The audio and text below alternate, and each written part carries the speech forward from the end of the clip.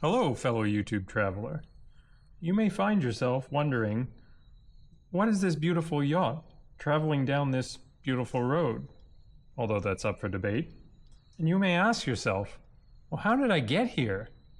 And that's a good question, because apropos of nothing, you're watching a video with a yacht traveling down a road in a somewhat drunken-looking fashion. And who starts a video like this? As you might be able to tell from the palm trees lining the road the boat's going down, the boat's somewhere warm. And as you might also guess from my accent, I'm probably not from there.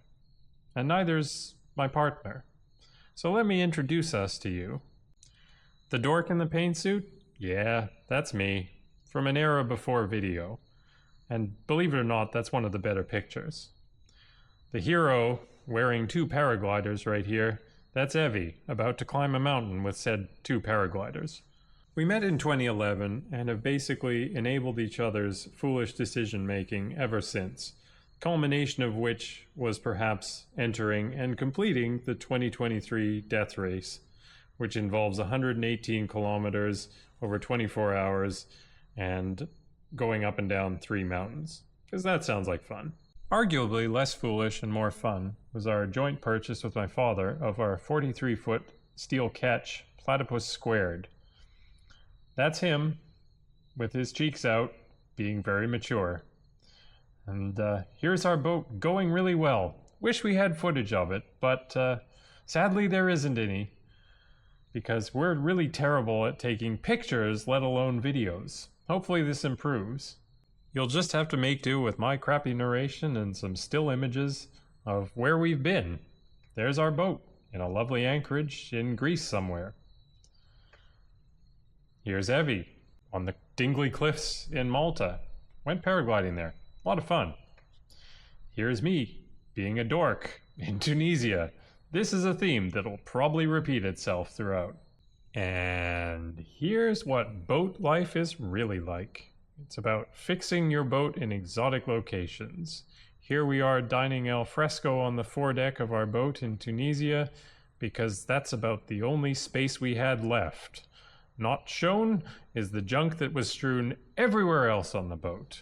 Sometimes boat work involves improvisation. That's my workshop in Tunisia. I couldn't see the weld for the sun shining in my mask, so you put on a hat on top of your welding helmet. Worked a treat. Got the job done. But enough mucking around the Mediterranean.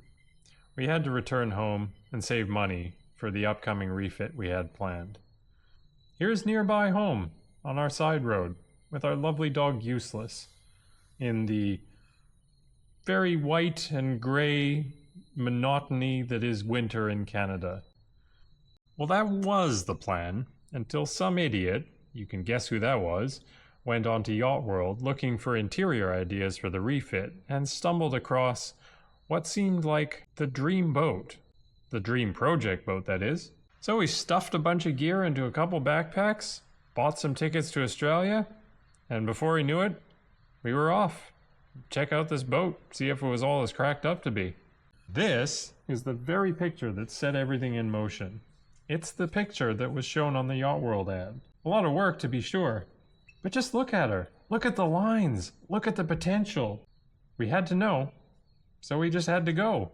To cut a long story short, we came, we saw, and we bought her. Made a silly low offer because we didn't have a lot of money at the time. That was tied up in platypus squared. But they accepted our offer, and all of a sudden we had a boat that had to move. Thus began the tale of 3 moves. First move was to the backyard, where we had wonderfully affordable storage for the first 3 years. Look at that happy couple.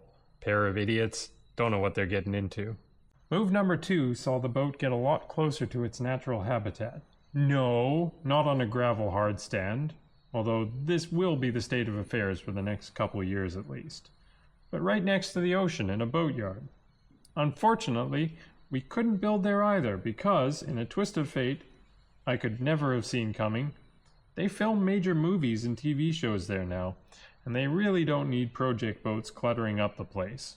Which brings us right back to where we started. a boat drunkenly going down the road, being hand-steered at either end by an Australian and one Canadian idiot on the other. Hopefully, the third time's the charm, and the fourth move is when the boat splashes. If you're interested in finding out the next chapter of this tortuous tale, join us next time. Maybe chuck us a like. The algorithm loves likes, and all hail the almighty algorithm. Also, if you want more of this nonsense, you could subscribe, but then you'll see more of us. Click at your own risk.